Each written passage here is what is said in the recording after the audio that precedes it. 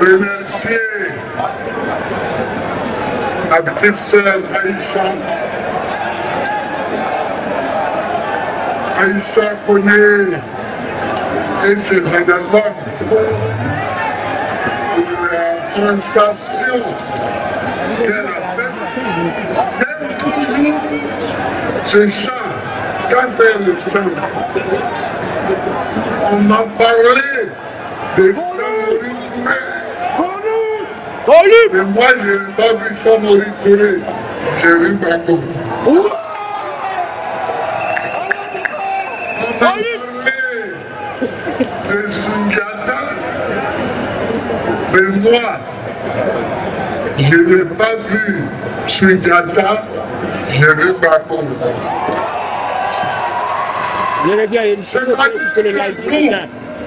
Chacun d'entre nous est le témoin de son temps. Tout à fait. Et ce qu'il a vu, c'est ce dont il témoigne. Et c'est ça qui fait l'histoire plus tard. Merci Aïcha Poné. Ce chant est profond. Chaque fois, parce que ce chant indique comment l'histoire s'écrit. Et plus tard, vous n'entendez pas?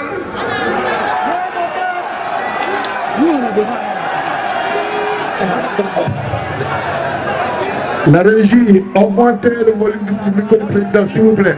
Vous l'entendez? Vous n'entendez pas? Vous l'entendez? D'accord. Chers amis,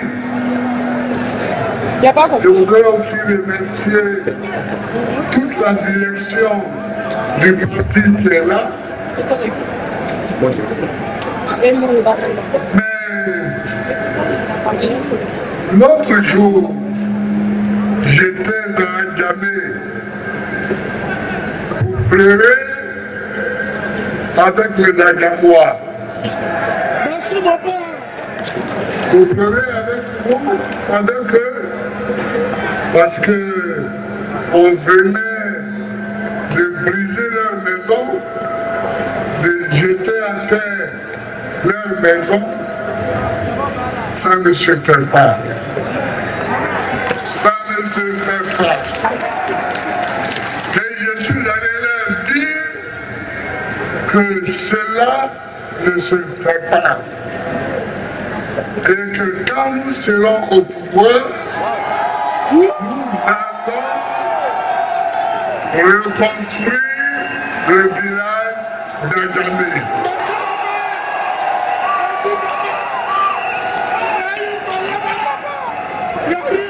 C'est une question de bon sens. Après Adjamé, je suis ici à Marcory pour vous parler. Vous voyez, nous sommes au milieu des tours, au milieu des maisons d'habitation. Alors que quand vous vous souvenez les autres années, j'allais au stade Champrou. Merci mon père. C'est tout. avec toi, On ne nous a pas donné l'autorisation d'utiliser le stade Champrou. On ne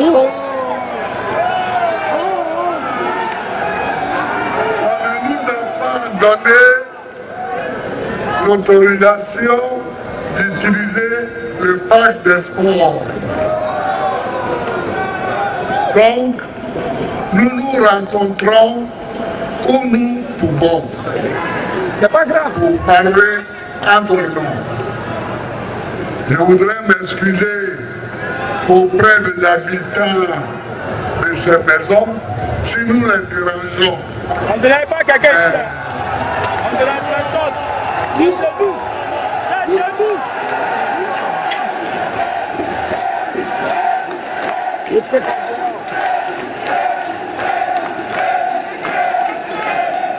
Aujourd'hui, le thème que je vais aborder avec vous, c'est le thème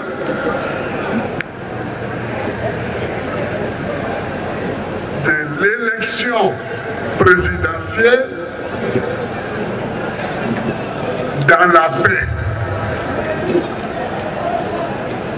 L'élection présidentielle dans la paix. Comment faire pour que notre élection présidentielle prévue pour octobre 2025 se fasse dans la paix?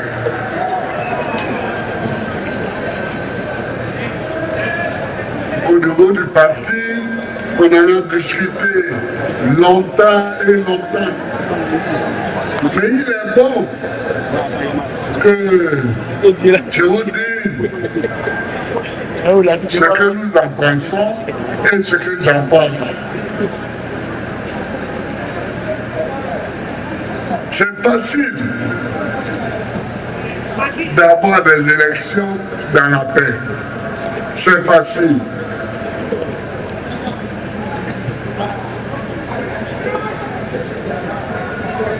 Mais c'est difficile aussi.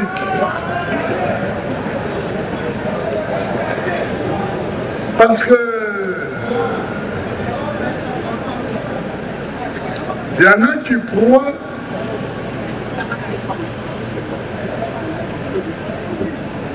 qu'ils ont la science infuse et le pouvoir de demeurer au pouvoir tant qu'ils le souhaitent. Mais ça ne se passe pas comme ça.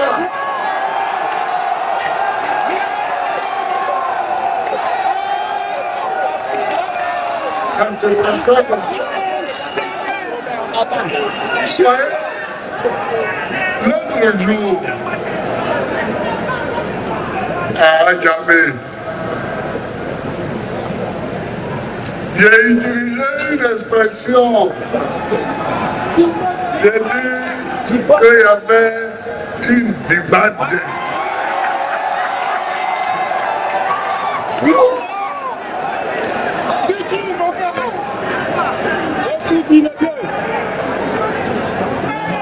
J'ai vu quelqu'un à la télévision s'exciter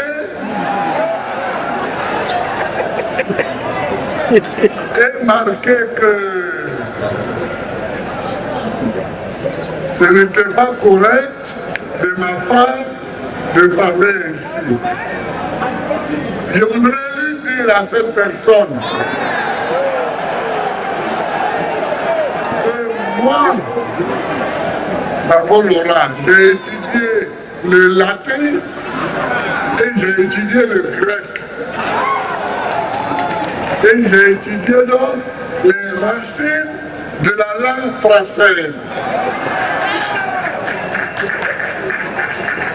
Les racines de la grammaire et les racines du vocabulaire.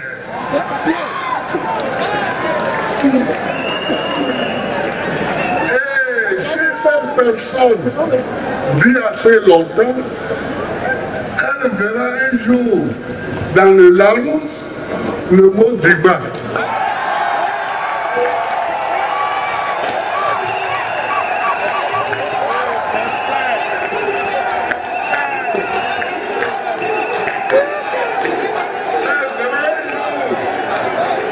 Dans le dictionnaire, le mot débat.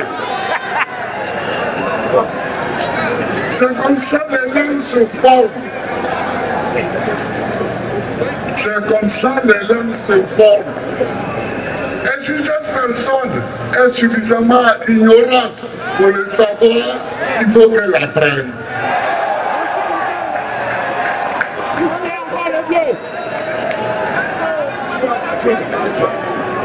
Non, non, je parle comme mon peuple. Je parle la langue de mon peuple.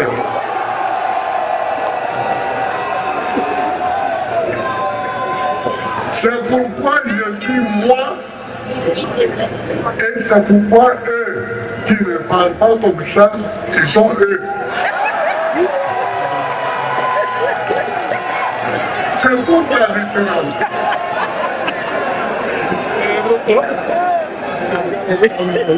Donc, preuve de bavardage sur la démadette qui existe bien, mais dont je ne parlerai pas aujourd'hui. Chers camarades, chers amis, chers compatriotes, nous allons vers les élections. Que faut-il pour que les élections se passent dans la paix? C'est ça la question qui se pose. Que faut-il pour que les élections se passent dans la paix?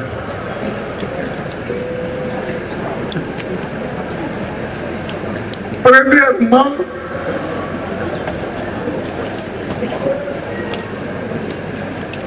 il faut que vous sachiez,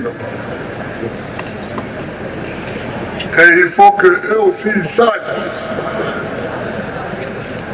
que quand on a créé le concept de démocratie dans la Grèce antique, ça voulait dire premièrement qu'on n'est pas d'accord sur tout.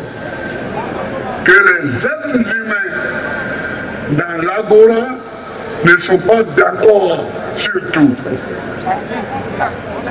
Ils ne sont pas d'accord. C'est pourquoi on a créé la démocratie, c'est-à-dire des règles qui permettent à chacun de défendre son point de vue sans être cloué au pilori. C'est ça. Donc, dans tous les pays démocratiques, chacun vient, il parle, il défend ses idées, l'autre arrive, il défend ses idées, Biden parle, Trump parle, mais chacun défend ses idées. C'est ça. Et cela n'entraîne pas de condamnation. Or, ici aujourd'hui, pendant que je vous parle, Picasse est devant les tribunaux. Kouan Justin est devant les tribunaux. Gala Kolebi est en prison. Etc. Je peux en citer beaucoup. Mais dès que tu exprimes une idée qui est contraire à celle des détenteurs provisoires des cotons,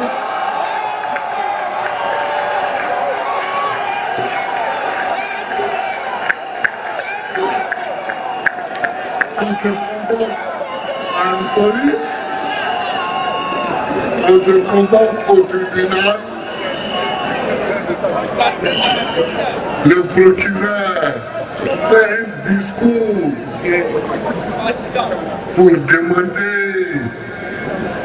une prison à vie ou bien 20 ans. Nous tous là, nous sommes condamnés à 20 ans. Ici en Côte d'Ivoire, c'est le pays où il y a plus de 20 ans. On est condamné à 20 ans et on ce problème.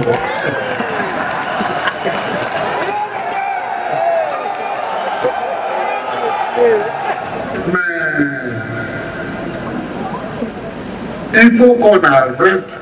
Si on veut que les élections se passent dans la paix, la tranquillité et la sérénité, il faut qu'on arrête de brimer ceux qui professent un point de vue contraire à celui de ceux qui sont au pouvoir.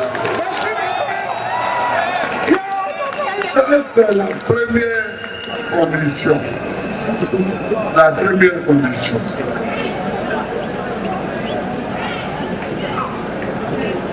Deuxième condition, mais d'abord, avant de passer à la deuxième condition, je voudrais dire que tous nos jeunes qui sont traînés devant les tribunaux comme des malpropres et qui toutes les semaines vont au tribunal, je les soutiens. Je les soutiens. Je leur donne mon appui parce qu'ils ne sont pas des voleurs, parce qu'ils ne sont pas des malhonnêtes, mais parce qu'ils sont des libres penseurs. Ils sont des gens qui parlent librement ce qu'ils ont pensé librement.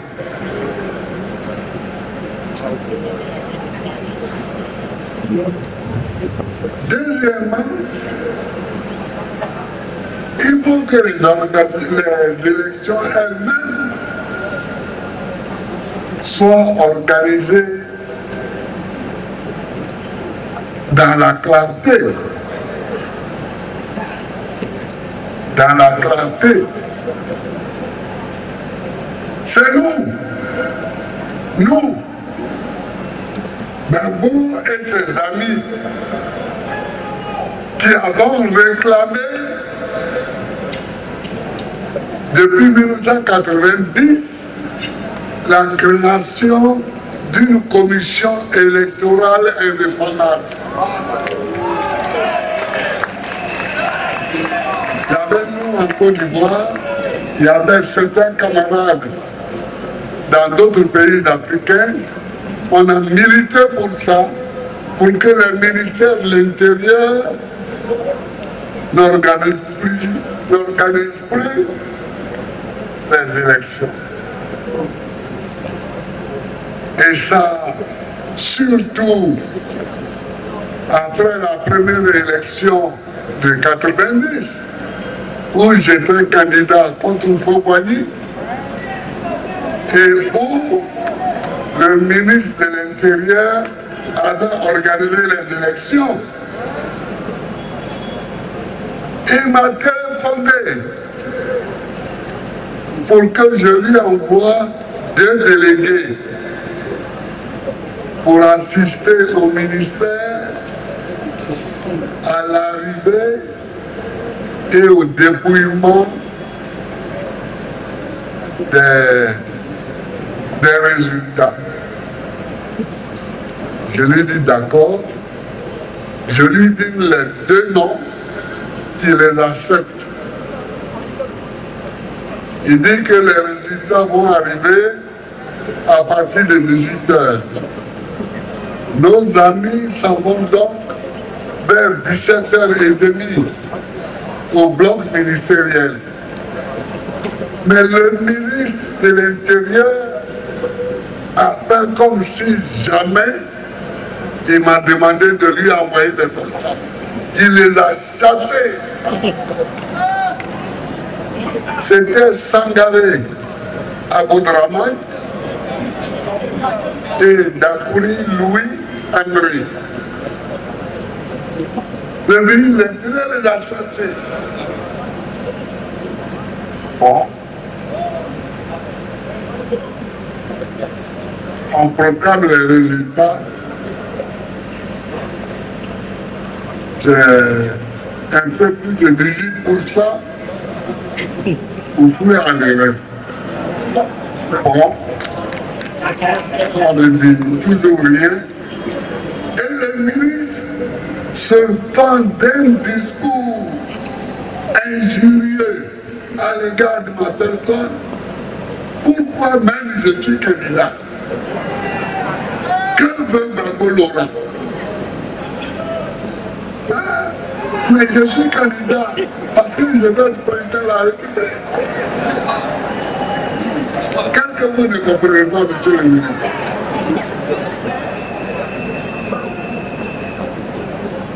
Je suis candidat parce que je veux être président de la République, mais il s'est fané d'un discours très ingénieux.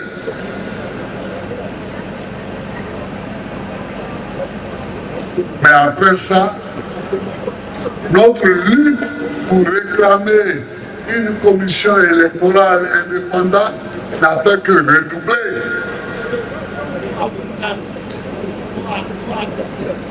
Nous avons eu cette commission électorale indépendante en 2020.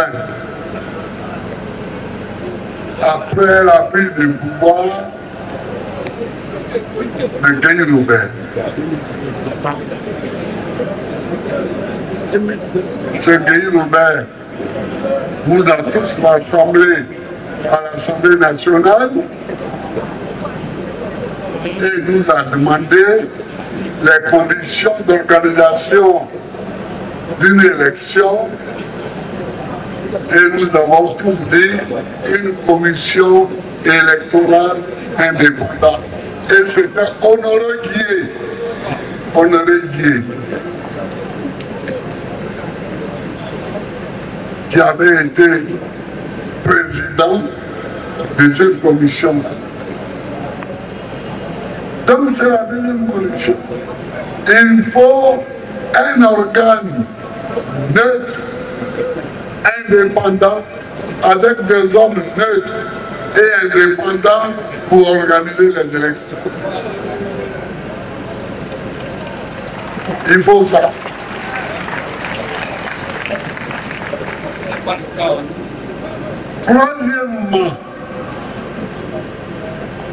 Troisièmement,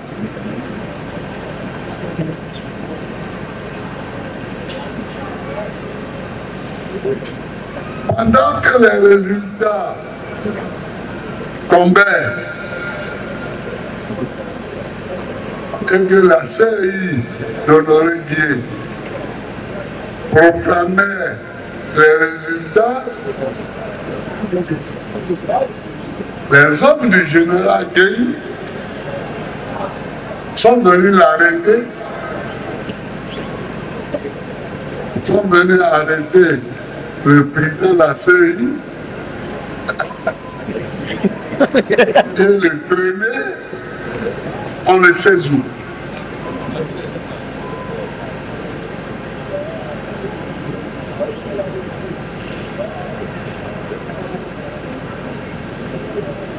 Voilà ce qui a donné le point de départ d'une grande manifestation à travers Abidjan.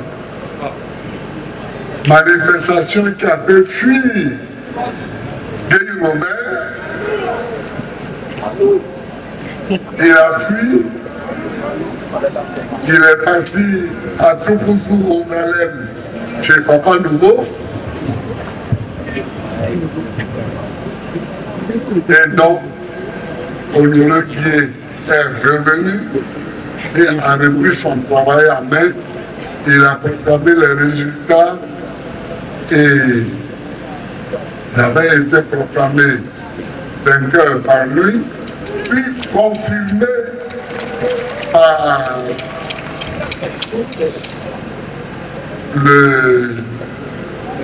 la Cour suprême, parce que le Conseil constitutionnel n'existait pas encore.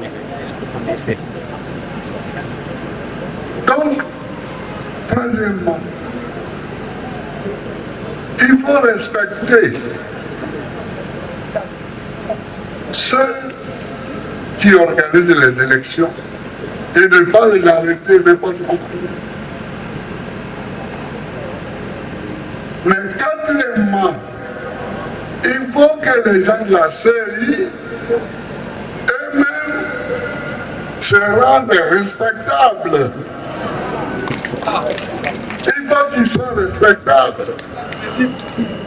Il faut qu'on sache qu'ils sont en train de parler des hommes qui sont au service de la patrie et qui travaillent de façon juste pour que la nation s'en sorte. Est-ce le cas aujourd'hui? Ce n'est pas le cas. Aujourd'hui, dès que les dirigeants de la CI parlent, tout le monde dit qu'ils sont membres du RDR. Alors, est-ce que c'est tout le monde qui se trompe ou bien est-ce que c'est eux qui se trompent? Vous comprenez?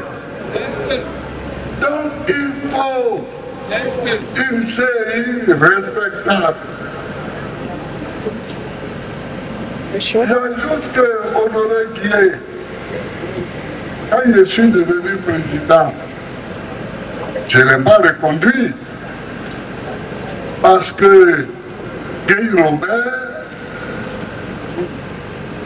m'a dit que reconduire Honoré Guillet, ce serait prendre une décision contre lui. Parce qu'Honoré Guillet l'a humilié en le proclamant vaincu. Donc, il ne voulait pas. Alors moi, comme je voulais sortir de tous ces petits problèmes, j'ai dit à Honoré, bon, frère, reste de côté. Mais vous voyez, il y a une personne qui est en position d'arbitrer, arbitre en votre défaveur, vous estimez qu'il est votre ennemi. Est-ce que ça c'est normal? Est-ce que ça c'est normal? Et Honoré Guillet, pendant qu'il était à côté, l'ONU est venue le chercher pour aller organiser les élections en République démocratique du Congo. Il est parti organiser les élections en République démocratique du Congo. Honoré Guillet.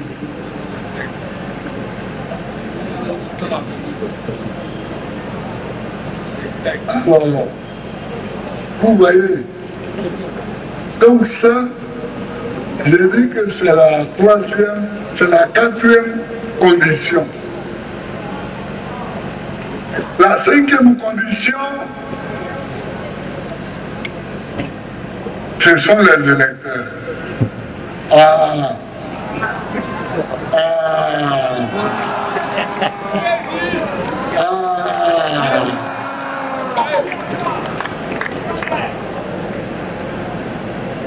Les gens tripatouillent les listes. On a des femmes qui sont les mamans de 500 enfants. Ça, c'est possible, ça? C'est des femmes qui sont enfants de 500 enfants sur les listes électorales. Ça vous sait combien?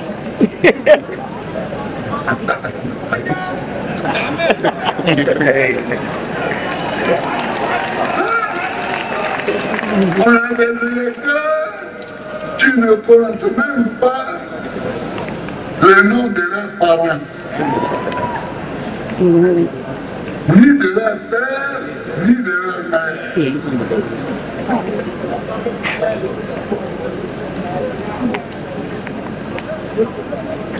Enfin, on est dans le tiers monde, quoi. On est dans le tiers monde, j'espère.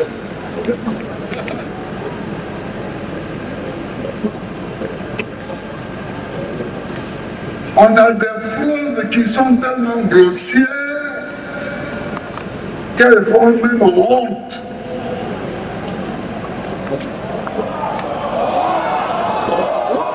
Elles sont tellement grossières qu'elles font honte.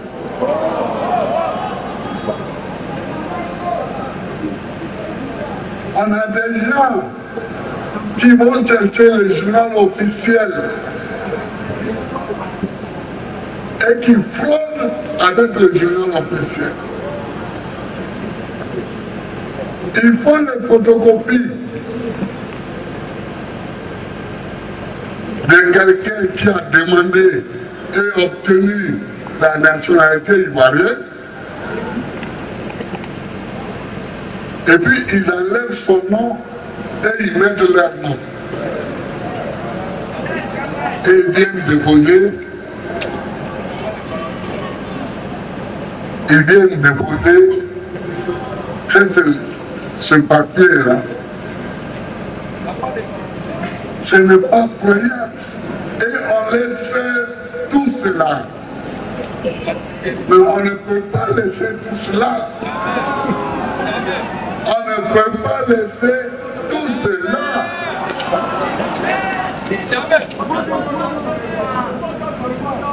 C'est notre pays ici, en Côte d'Ivoire.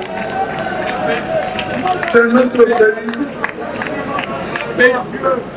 On ne peut pas laisser les gens jouer à n'importe quoi.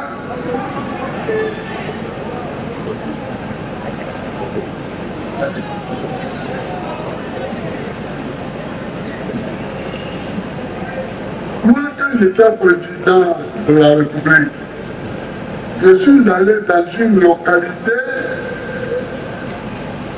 où le préfet m'a dit que dans cette ville-là, les Ivoiriens étaient tout au plus 10%. Les 90%, c'était des étrangers. Le préfet me dit, président, ici, là, les Ivoiriens sont tout au plus 10%. Que voulez-vous faire? Quand les gens savent cela et qu'ils inscrivent tout le monde sur la liste électorale, la liste électorale est réservée aux votants. Or, les votants, ce sont les nationaux.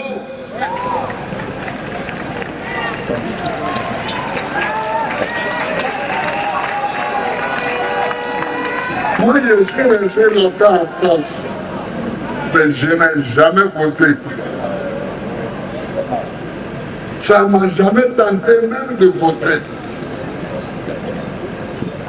Même quand j'étais allé en France pour demander le droit d'asile, parce que j'étais maltraité ici, les responsables qui me connaissaient m'ont dit, Laurent,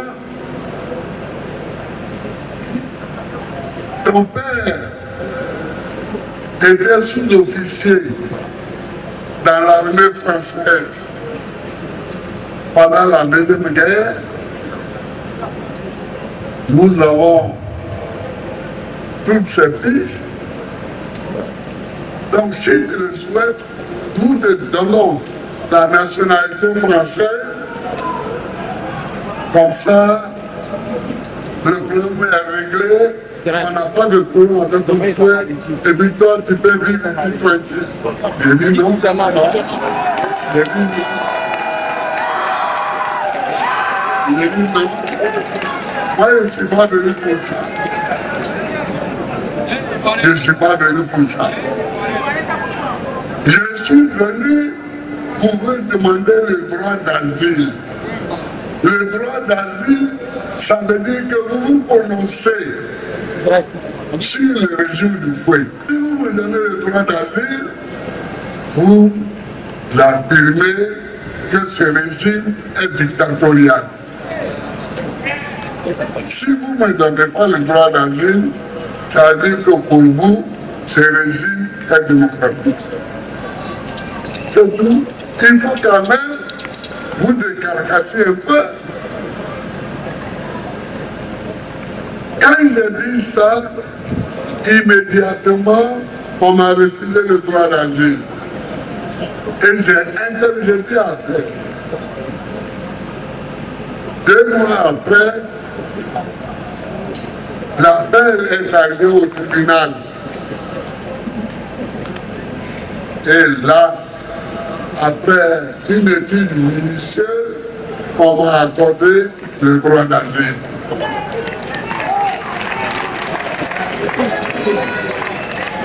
Alors, il ne faut pas courir vers des solutions de facilité.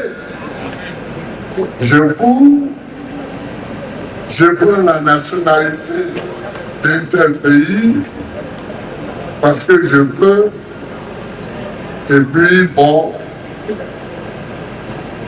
je dis non, non, non, non, non, non, non. Donc il faut que ceux qui sont inscrits sur les listes électorales soient des citoyens ivoiriens.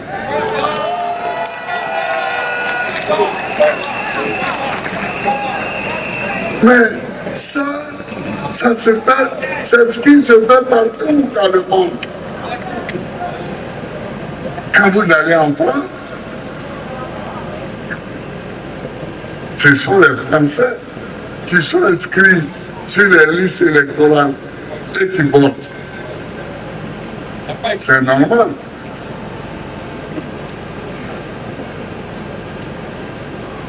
Quand vous allez en Grande-Bretagne, pareil, en Norvège, pareil, au Danemark, pareil, en Amérique, pareil, etc.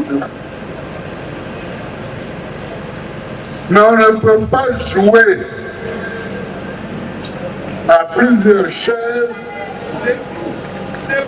et être un peu français, un peu ivoirien, un peu danois, un peu finlandais. Non.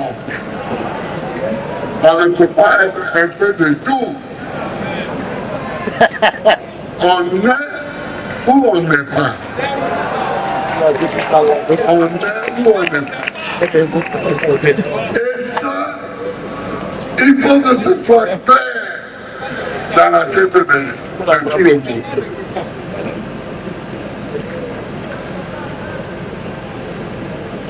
Donc, il faut que les listes électorales soient vidées de tous les noms qui ne doivent pas y être. Et il faut que la commission électorale indépendante, d'abord, soit une commission électorale et non pas un club d'amis. Et de deux, qu'elle soit réellement indépendante. Alors, si toutes ces conditions ne sont pas remplies, c'est difficile d'avoir la paix après une élection. Or, c'est avant l'élection qu'on crée les conditions de la paix. C'est avant. Et non pas après. C'est avant l'élection qu'on crée les conditions de la paix. Je propose donc au régime, c'est-à-dire à ceux qui sont aujourd'hui momentanément au pouvoir, de prendre à bras le corps le sujet,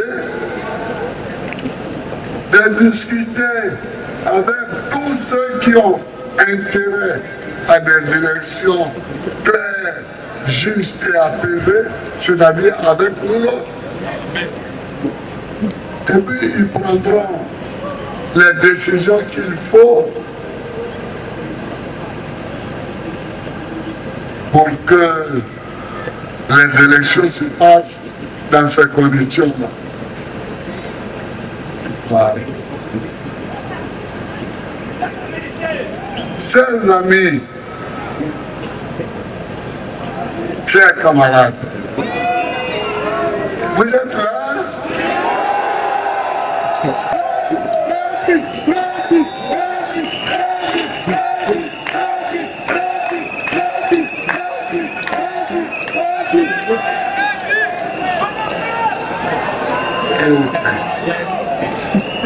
Donc voilà un peu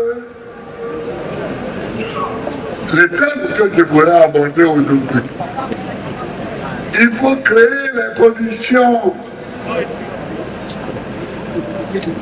d'une élection apaisée, d'une élection démocratique, d'une élection sans violence.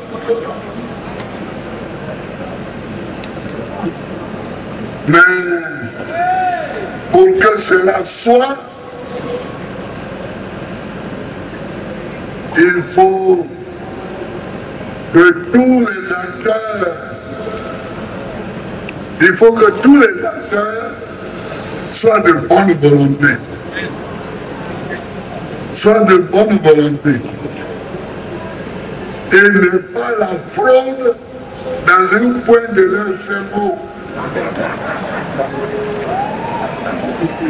Mais moi je vois tous les candidats majeurs. Kafissa.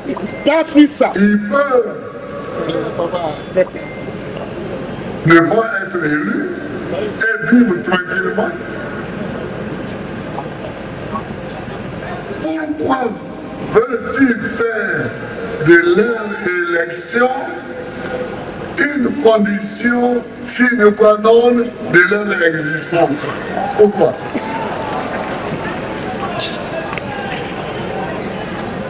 Pourquoi?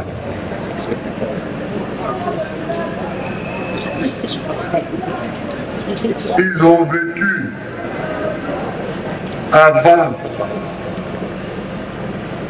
d'être élu président. Moi, j'ai été élu président à 55 ans. Mais avant 55 ans, je vivais. J'avais mon métier. Je vivais tranquillement.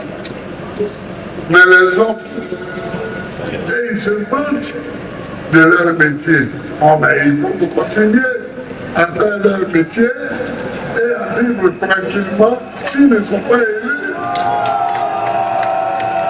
Pourquoi veulent-ils forcément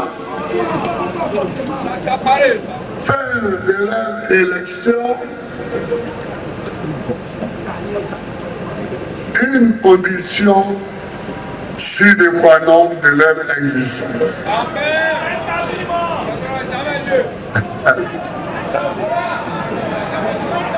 Qui est Gabriel Mawa?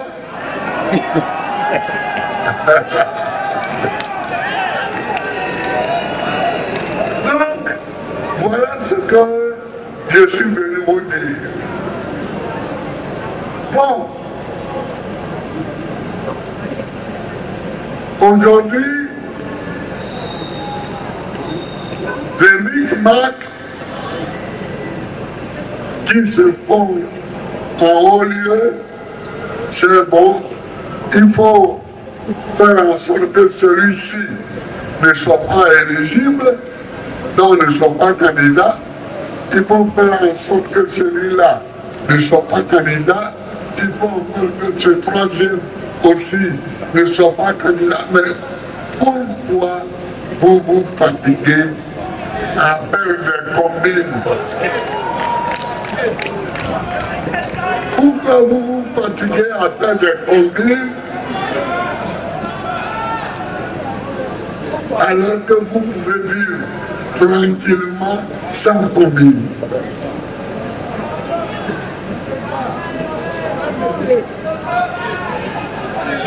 Pourquoi? Mais il faut même des combines contre des gens qui n'ont pas la possibilité de gagner. Pourquoi? Le monsieur, vous savez qu'il va avoir 5% ou 6%, et vous faites des combines contre lui. Mais pourquoi? C'est un non-sens. C'est un non-sens. C'est un non-sens. Donc je vous recommande d'être vigilants pour que tous ceux qui sont ivoiriens et qui veulent compétir, compétissent. Pour que tous ceux qui sont ivoiriens et qui veulent compétir, compétissent. Monsieur Damokeke est le secrétaire général. Voilà le travail que je vous donne. Mettez les bouchées doubles aujourd'hui pour que les élections se déroulent normalement dans des conditions de paix. Se déroulent dans des conditions de paix. Parce que toutes les règles auront été respectées.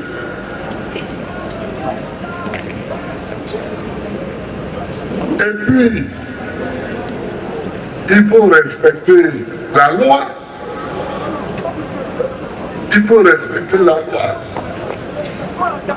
Qu'est-ce qui a amené les problèmes en 2010? En 2010, c'est tout simplement que les gens ne voulaient pas respecter la loi.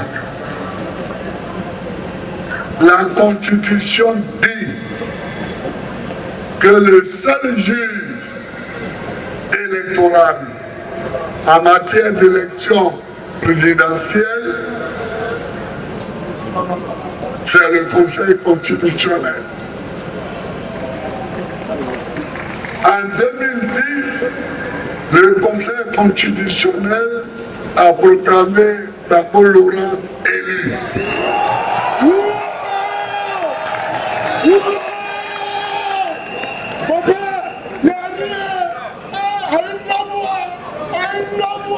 Mais non, ça ne convenait pas à certains ici et à certains dehors. Ils sont allés prendre le président du Conseil constitutionnel au Ghana, où il était parti, ils l'ont ramené et ils lui ont demandé de faire une faute. C'est-à-dire ils lui ont demandé de proclamer un non-élu élu.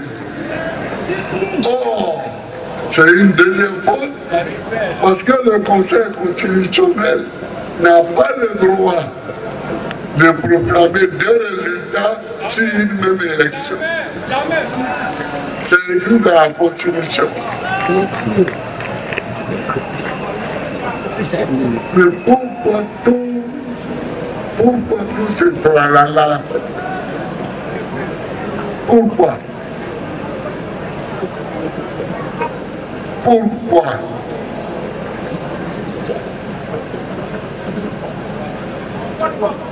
Donc, Si on veut étudier les élections de 2010, y compris les attitudes de ceux qui voulaient me vitrifier,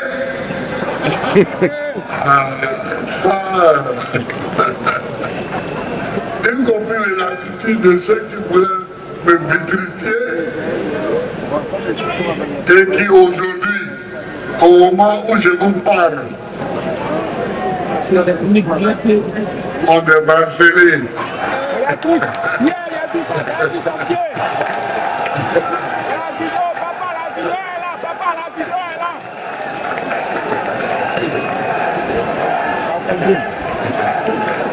Aujourd'hui, alors que moi je suis en Arcorie, en train de vous parler, et ils ont des bracelets.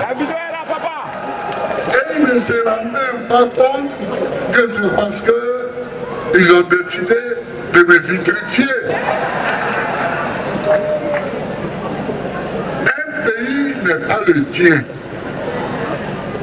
Une élection se passe là-bas. Qu'est-ce que tu vas faire dans cette galère? Qu'est-ce que tu vas faire? Chers amis, c'est de ça que je suis venu vous parler. Veillons, battons-nous pour que les élections se fassent de façon juste, pour que nous sortions avec un pays en paix.